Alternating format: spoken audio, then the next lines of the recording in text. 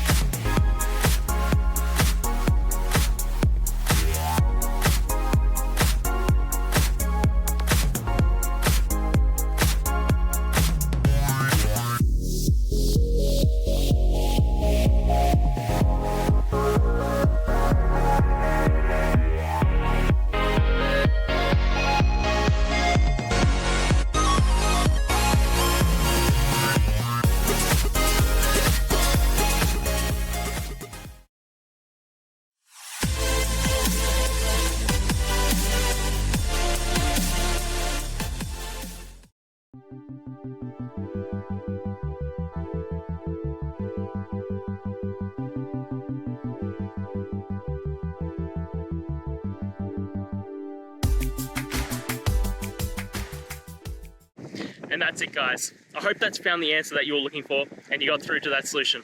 If you did, please hit the subscribe button. I'd really appreciate it. And until the next time you have a technical issue, I'll see ya. Have a good one.